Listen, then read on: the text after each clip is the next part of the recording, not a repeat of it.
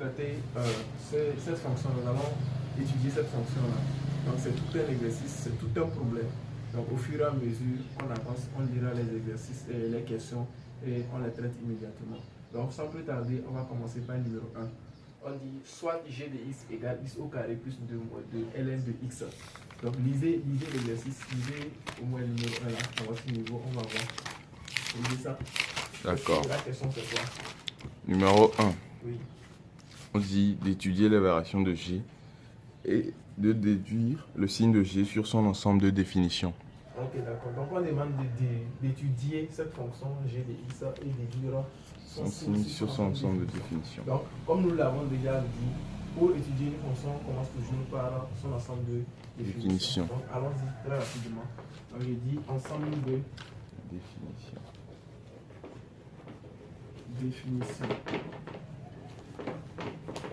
Donc je vais l'appeler D de G.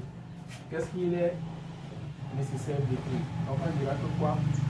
D de G est égal à quoi? Quel que soit x, élément de R, il faut que x soit la strictement fonction qui est devant LR soit strictement supérieur à 0. supérieure à 0. Voilà la condition pour que la fonction logarithme puisse exister. Oui. Alors, si x est supérieur à 0, ce qui nous renvoie à dire que x est dans l'intervalle ouvert 0 à à plus à l'infini. plus l'infini. Ce qui veut dire que c'est notre ensemble de définitions. Ouais. Donc, g est égal à intervalle 0 ouvert à plus L'infini. l'infini. Voilà. Alors, on va très rapidement calculer les limites aux bornes de cet ensemble de définitions. Ouais. Donc, on aura deux limites à calculer. Au Limite 0. x tendant vers 0, la borne supérieure, Ouais. n'est-ce pas? Et la limite en plus l'infini. Oui. Donc, allons-y très rapidement. Limite. Donc, on a limite g de x lorsque x tend vers 0 par borne supérieure, c'est égal à limite de la fonction. Donc, ça fait x au carré plus 2 moins 2 ln de x, n'est-ce pas? Oui. Lorsque x tend vers quoi? X tend vers 0 par borne supérieure. Supérieur. Là, nous allons essayer tout simplement de remplacer les variables là par 0 et voir ce que ça donne. Donc ici, on aura quoi? 0 0. carré, c'est égal à 0 plus 2. Maintenant, ici, nous avons ln de 0 qui est égal à quoi? Lorsque x tend vers 0 par borne supérieure, ça fait moins l'infini. Ça fait moins l'infini. Alors, nous avons moins 2 qui multiplie moins l'infini. Ça devient Plus plus l'infini. l'infini. Maintenant, plus l'infini plus 2. Ça fait quoi? Plus Plus l'infini. l'infini. Parce que 2 est négligeable. Donc, ça donne tout simplement plus l'infini. Et là, on justifie que ln de x tend vers quoi? Tend vers moins l'infini. Par 0 à juste x tendant vers 0 par borne supérieure. Ça va? Oui. On va dire également que limite g de x lorsque x tend vers plus l'infini, c'est égal tout simplement à quoi? Limite x au carré plus 2 moins 2 ln de x lorsque x tend vers plus l'infini. Oui. Là également, on va remplacer plus l'infini au carré, ça fait plus l'infini. Oui. De ce côté, nous avons ln de plus l'infini, ça fait plus l'infini. C'est une limite remarquable. Oui. Donc ça fait plus l'infini multiplié par moins 2, ça fera Moins moins l'infini. l'infini. Alors nous aurions plus l'infini, Moins l'infini. Indétermination. Donc on va chercher à lever les déterminations. Oui. Comme nous sommes en plus l'infini, qu'est-ce que nous allons faire? On voit que On peut avec mettre. le x carré, on a la croissance comparée qui peut être utilisée. Donc on va tout simplement factoriser x au carré, n'est-ce pas? Donc on aura limite x au carré, facteur de x, on aura 1 plus 2 sur x au carré, moins quoi? Moins 2 ln de x, le tout sur x au carré comme ceci. Lorsque x tend vers plus l'infini. Oui. Alors, lorsque nous mettons plus l'infini en facteur, dans les parenthèses, déjà nous avons 2 sur plus l'infini. Ça fait plus l'infini au carré. Zéro. Ça fait 2 sur plus l'infini, ça fait 0. 0. Réel sur infini, c'est égal à 0. Alors ici nous avons ln de x sur x au carré. Nous avons dit que lorsque nous avons limite ln de x sur x à la puissance alpha avec alpha supérieur à 0, lorsque x tend vers plus l'infini, il y a une limite remarquable qui donne quoi? 0. Qui donne 0 tout simplement. Parce que c'est une limite remarquable. C'est la croissance comparée. On voit que la fonction polynôme croît plus vite que la fonction logarithme népérienne. Donc étant donné que cette fonction est au dénominateur, quand x tend vers plus l'infini, ça donne 0. Si c'est l'inverse, ça va donner plus l'infini. Ça va? Oui. Donc ici, ça nous donne 0. Ici également, ça nous donne 0. Ça veut dire que dans les parenthèses, nous avons 1. 1 multiplié par x au carré, c'est égal à x au carré. X tendant vers plus l'infini, donc ça devient plus l'infini. Ça va. Donc ça fait plus l'infini. On va tout simplement justifier que limite x à la puissance, limite ln de x sur x à la puissance 2 tend vers 0, n'est-ce pas? Oui. Tend vers 0. Et nous avons également 2 sur x au carré qui tend vers 0. Ok, donc voilà la limite que nous venons de calculer. Nous allons aussi chercher quoi maintenant? Après la limite, on fait quoi? Dérivée. On calcule la dérivée. Et son signe. Voilà, donc dérivée de g. Donc on dira que g est dérivable sur sur 0 à plus l'infini. Ça va, 0 ouvert à plus l'infini. Et on a quoi? G prime de x plus 2 serait égal à quoi? G de x est égal à x au carré plus 2 moins 2 ln de x. Donc nous allons calculer quoi? La dérivée partielle comme ça. C'est-à-dire étape par étape. Donc on va calculer la dérivée de x au carré. C'est égal à quoi? 2x. 2x. La dérivée de 2, c'est égal à 0. Nous allons dire que la dérivée d'une constante c'est égal à 0. Oui. Moins maintenant quoi? Moins 2 sur x. Voilà. Donc en réalité ça fait moins 2 fois 1 sur x. C'est-à-dire lorsque nous avons alpha f prime, nous allons dire que ça fait f alpha quoi? f prime. F prime, comme ceci. C'est la propriété pour calculer la dérivée. Donc, nous aurions finalement quoi? Nous aurions finalement 2x moins 2 sur x. Et la dérivée, on rend même dénominateur. La dérivée g de x est égal à quoi? G prime de x est égal à 2x au carré. 2x au carré moins 2. Moins 2 de tout sur x. Voilà la dérivée de notre fonction g de x. Donc, on va tout simplement chercher quoi? Signe de G prime de x. Ce qui va nous amener à déduire son sens de variation. Oui. Alors, signe de g de x, nous voyons que quoi? Quel que soit x que nous prenons dans 2dg, nous avons déjà le dénominateur qui est positif. Oui. Quel que soit x que nous prenons dans 2dg, nous avons déjà le dénominateur qui est positif. Alors, qu'est-ce qui va se passer? Nous allons donc dire que le signe dépendra du numérateur. Alors, nous allons poser. Donc, posons g de x, g' de x égale à 0. Ce qui implique quoi? 2 facteurs de x au carré moins 1 est égal à 0. Parce que quand je vois le numérateur là, je peux tout simplement mettre 2 en facteur. Et voir le carré a carré moins b carré ici. Ça va? Oui. Ce qui veut dire qu'on aura quoi? On aura les racines x égale à moins 1 ou x égale à 1. Si je me permets de faire le tableau, je vois que x égale à moins 1 n'appartient pas à mon dv. Mon dv, mon domaine de l'unité qui est 0 à plus l'infini, c'est-à-dire l'ensemble des définitions tout simplement. Oui. Donc qu'est-ce qui va se passer? Il va rester 1. Donc je vais faire le tableau de variation, le tableau de signes. Je vais mettre ça ici. Donc j'aurai ici x, j'aurai 0, 1, et puis plus l'infini comme ceci. Alors si je prends la dérivée g' de x, je vois que ça annule ici. Donc on dit qu'à l'intérieur des racines, nous avons le signe contraire du coefficient. Alors que moins 1 se trouve quelque part comme ça. Oui. Donc à l'intérieur des racines, c'est à partir d'ici. Oui. Donc j'aurai quoi? Le signe contraire du coefficient. Le coefficient c'est plus ici. Oui. C'est plus 1. Donc je mettrai quoi ici? Moins.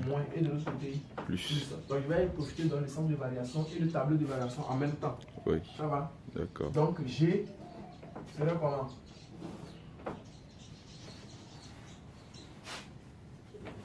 Donc on voit que quoi? La fonction g de l'intervalle 0 ouvert à 1 ouvert, d'accord? Ou bien, oui, 0 ouvert à 1 Oui. fermé ou ouvert, ça dépend de ce que nous allons dire par la suite. Donc si on ferme sur g, on ferme sur 1, on dira que g' de x est négatif. Ça veut dire que g est comment? Décroissante. Ça va? Oui. Mais si on ne ferme pas sur 1, on dit que g' de x est Strictement. négatif et g est strictement décroissante. Donc je vais tout matérialiser ça. Lorsque nous avons calculé la limite en 0, on avait trouvé que ça donne quoi? Plus Ça donne plus l'infini. Donc je mets cette limite là ici. Plus l'infini. Au même moment, quand on avait calculé la limite en plus l'infini, on a trouvé aussi plus l'infini. Oui. Donc je mets plus l'infini ici. La limite en plus l'infini, ça donne plus l'infini. Je continue avec le centre de variation et le tableau de variation. Alors ici, de 1 ouvert à plus l'infini, on dira que la fonction g est strictement croissante. Si on fermait sur 1, on dira que la fonction est croissante tout simplement. Donc je dirais ici que c'est égal, c'est croissant comme ça. Maintenant on va chercher quoi ici? Le minimum. D'accord? Donc on va calculer G de 1. Quand on prend la fonction G de x, là, quand on calcule G de 1, ln de 1 est égal à 0. Oui. Donc 0 fois moins 2, c'est égal à 0. Maintenant, 1 au carré, c'est égal à 1. 1 plus 2, ça fait 3. Donc notre minimum ici, c'est 3. C'est 3, tout simplement. Donc on a combiné les tableaux de variation sans de variation. Ça va? Oui. Donc il ne faut pas forcément vouloir faire ça. Le trait ne viendra pas jusqu'à 3. Pardon? Le trait. Le trait. Oui, oui. Il viendra. On dira donc quoi? Puisqu'on nous demande de donner, la question c'est quoi? C'est d'étudier le sens de variation de la fonction G et de déduire son signe sur son ensemble de définitions. Alors, lorsque nous observons cette fonction-là, et ce tableau de variation, on voit que la fonction elle est décroissante sur l'intervalle moins infini à 1 jusqu'à un minimum qui est positif, qui n'est pas négatif en fait. C'est lorsque nous avons, je vais matérialiser ça ici, vous allez voir.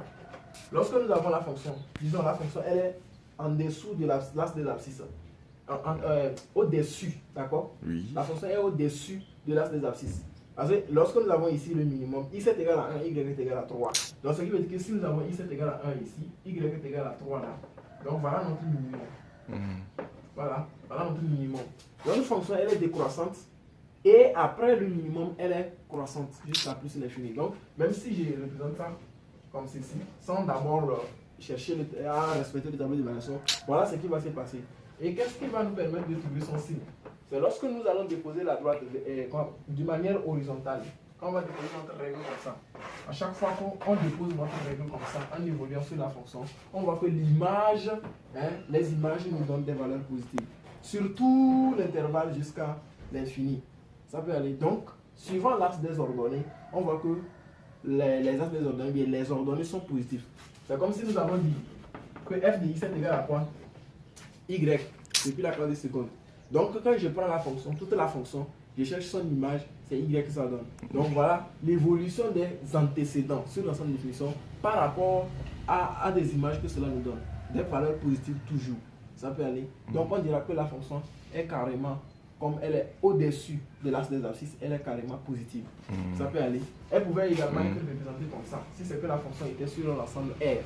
Comme nous ne sommes pas dans R, on voit que c'est sur 0 à plus l'infini. Donc, on utilise ça aussi comme ça. Ça peut aller. Donc la fonction est carrément positive ici, quel que soit x élément de son ensemble de définition. Ça peut aller. Oui. Donc tout simplement, on dira que puisque... D'après le tableau de variation, voilà, quel que soit x élément de d de g, g de x est supérieur à 3. Voilà, d'après le tableau de variation, quel que soit x élément de d de g, g de x est supérieur à 3. Voilà. Or 3 est supérieur à 0. Donc, 3 est supérieur à 0. Donc, G est positif sur son ensemble de définitions. Voilà, donc on dira que donc, G de x est supérieur à 0. Sur D de G. Ouais. Ça peut aller? Oui. Donc voilà le signe de G de x. C'est bon? Oui. Je matérialise un peu également ceci. Lorsque nous avons ceci là, et après elle est croissante. Donc vous voyez que notre minimum, ce n'est plus ici, mais c'est ici. Oui. Donc notre minimum se retrouve sur l'axe des orgonées et l'axe des abscisses négatifs. Donc on aura ça ici. On aura un moins alpha ici. Pendant qu'on aura un x positif. Donc si ici, un autre moins alpha, qu'est-ce qui va se passer? Ça veut dire tout simplement que quoi? Ça veut dire simplement que la fonction, elle est décroissante jusqu'à notre minimum et elle est croissante jusqu'à plus l'infini. Oui. Alors, elle coupe l'axe des abscisses deux fois. On peut ici appeler x1 et ici x2. Donc, on dira que de 0, si la fonction est définie sur l'intervalle 0 à plus l'infini, on dira que de 0 à x1, oui, union x2 à plus l'infini, la fonction est positive. C'est ça. Lorsqu'on cherche les ordonnées, comment appelle-t-on? On cherche l'image de ces parties de fonctions-là. Les images vont nous donner des valeurs positives. Ça va. Et lorsqu'on vient ici pour chercher, je vais prendre ici. Là, on voit que les images vont nous donner des valeurs négatives. Là. Dans cet intervalle-là. Ça peut aller. Oui. Et ici, on a des valeurs négatives. Et là, nous avons des valeurs positive. positive. Leurs images vont donner des valeurs positives. Donc voilà comment varie la fonction. Des valeurs positives ici. Donc de cet intervalle de x1 de 0 à x1 union x2 à plus l'infini, on voit que la fonction elle est positive. Maintenant de x1 à x2, dans cet intervalle là, la fonction elle est négative. Donc voilà comment il faut essayer de voir les choses.